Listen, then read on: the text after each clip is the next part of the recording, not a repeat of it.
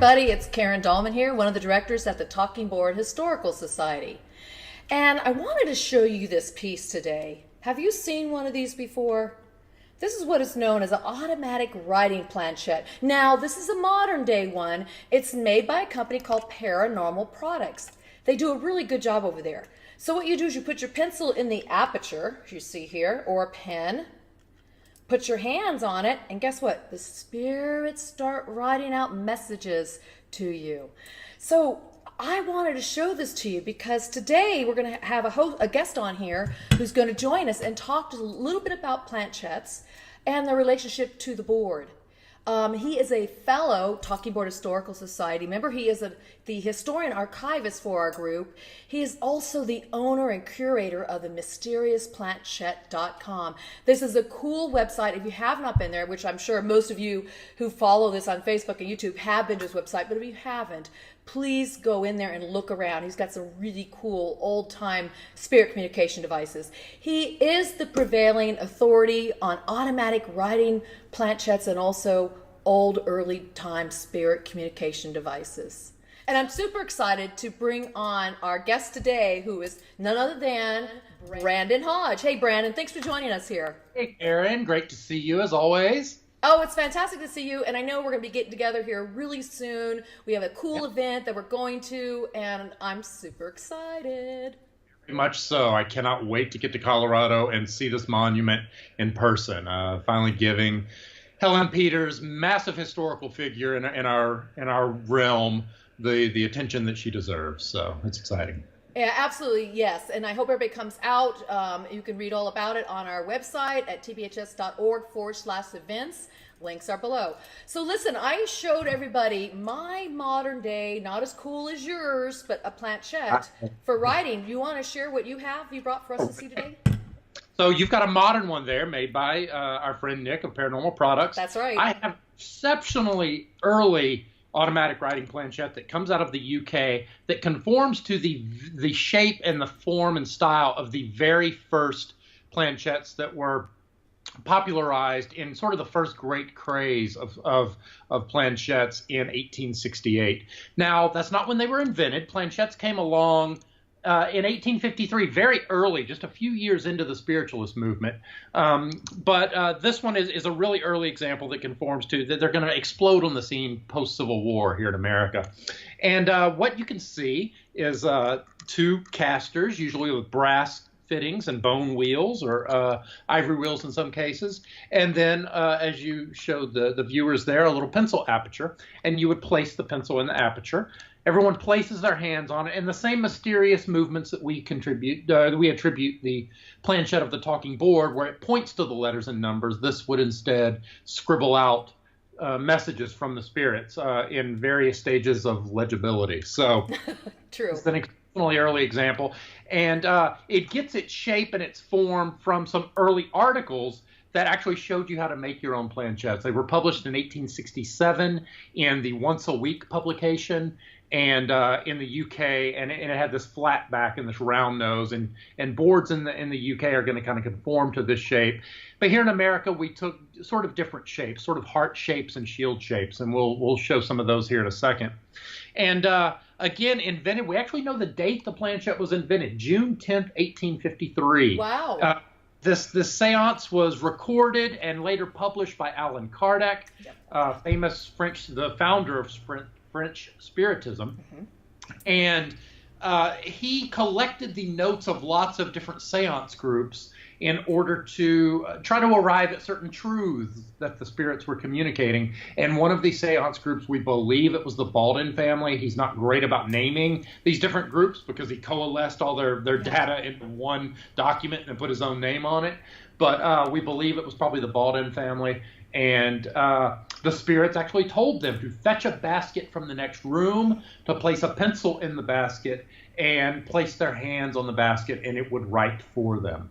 and thus the planchette was born. It remained a cottage industry for nearly 2 decades, about 15 years, until this article comes out that in Once a Week in 1867, and it goes viral. And once that goes viral, people all over the world want planchettes, and there's just an explosion of forms. In 1868, really, is when they all hit the States, and it just becomes the must-have, seasonal gift item that Christmas.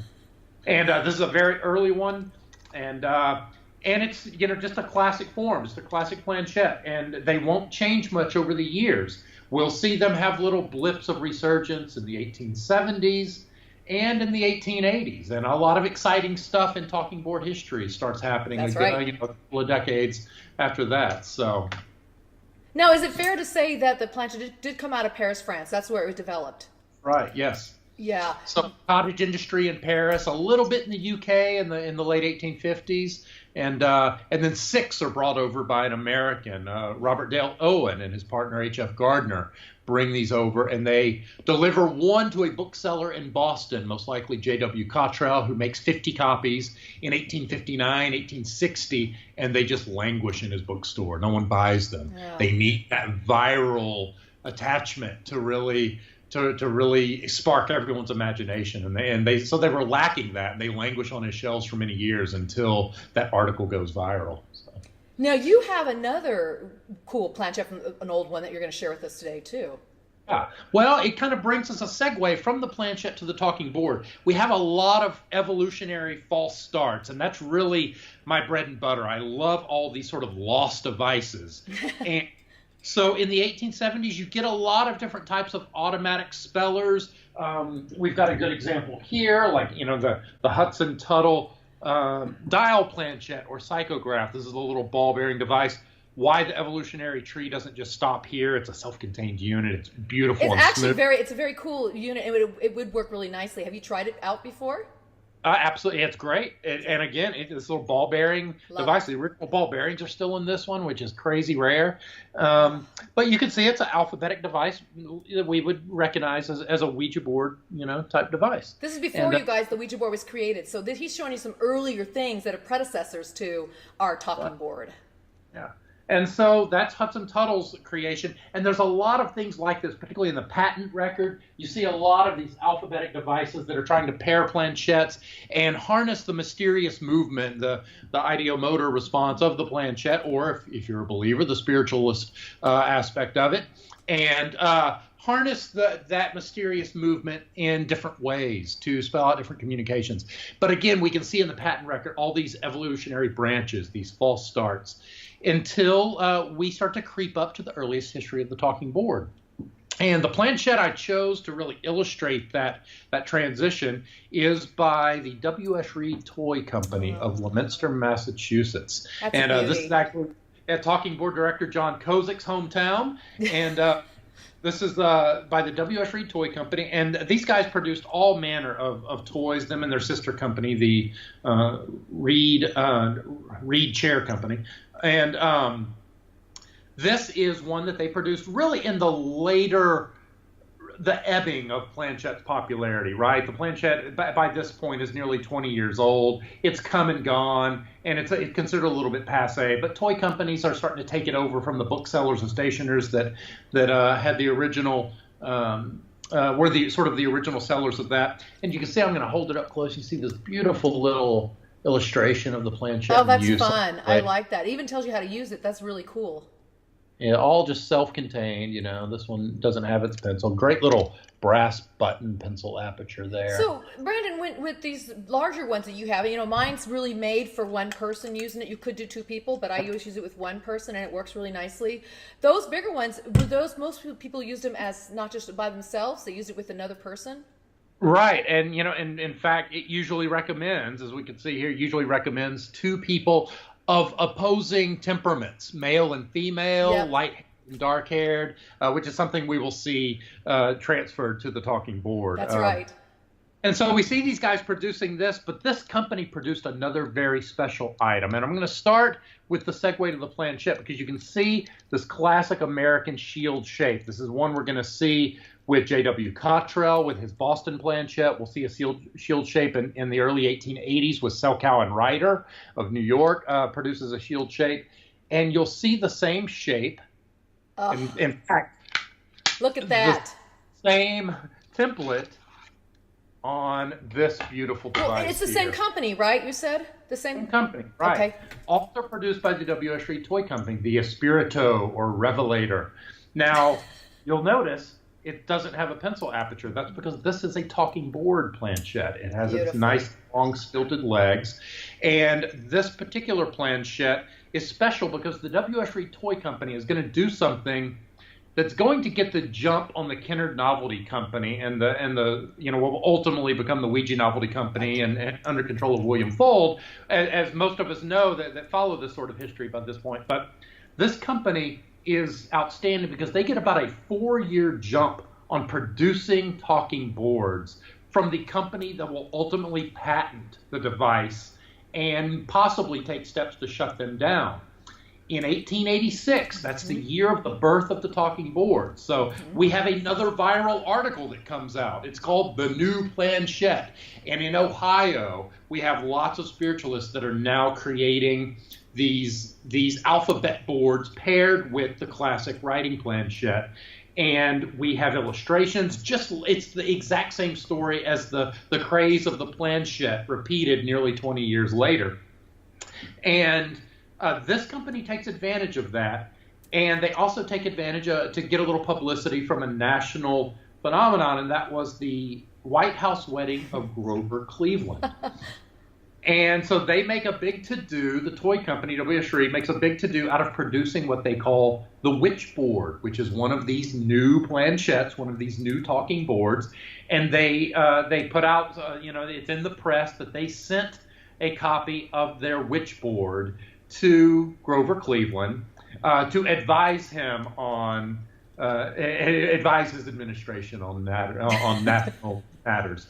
And they do receive a response. He declines to use the spiritual device in matters of national security, but it does the discovery of this by Robert Murch and Gene Orlando and others. And I believe our friend Mr. Armstrong had a lot to do with that discovery as well. Really rewrote talking board history. That's right. It showed that the Ouija was not the first. It was actually the W.S. Reed witch board that was. Mm-hmm. And when the Ouija does explode, they rebrand their witch board as the Espirito or Revelator. And they come out with just this gorgeous piece of work. Here we go, you guys. Watch this board. This is a very rare old board. Accompanying board that W.S. Reed will produce in the wake of Ouija's popularity. So they don't, as far as we can tell, they don't really produce the witch board for sale. And if they do, we don't have any evidence they did. But when the Ouija goes big in 1890, 1891, into 1892, the other companies start to jump on board, trying to avoid the security of Charles Kennard's patent, the Elijah Bond patent put in use by Charles Kennard's company. And so they mess around with different forms, different letterings, and this is W.S. Reed's answer to the Ouija, their Espirito talking board. It's a big board, if you can't tell, and takes on different forms, and you can see the nice planchette there, and beautiful. The movement on this thing is just so divine because I'm going to show another close-up here. This planchette, I pulled out the special one. It doesn't have felt tips like we're used to. This is actually rope. They have drilled through the leg and inserted braided rope, and so it's frayed braided rope, and it's beautiful little detail of this planchette that I absolutely adore. So what circa is that? Is that mid 1800s or is that more 1890s? So this is 1892. They only produced these for a few short months, and I believe it's May 1892. The W.S. Reed Toy Company comes out with a mysterious proclamation they declare that they are going to cease production of their Espirito talking board, and they are going to defer all sales to the Ouija Novelty Company. And that's a pretty staggering move for a major toy company of the time to defer to an upstart when they had 4 years. It's amazing. On them. They had produced that witch board.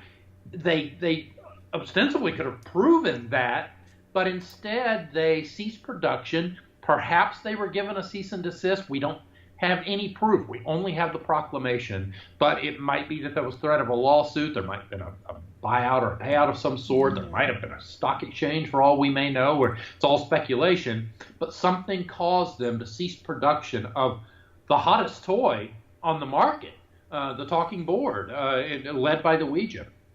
And they ceased production and deferred all sales to the Kenner Novelty Company. And Amazing. So a huge move, a big mystery we would still love to get the answer to. And but yeah, a neat little chunk of talking board history, sort of an alternate universe what if sort of scenario. What if the W.S. Reed Toy Company, what if, Espirito was the name of the movie rather than Ouija? What if they were, rather than Witchboard? No, it could be Witchboard fits right in. Yeah, Espirito is a new movie.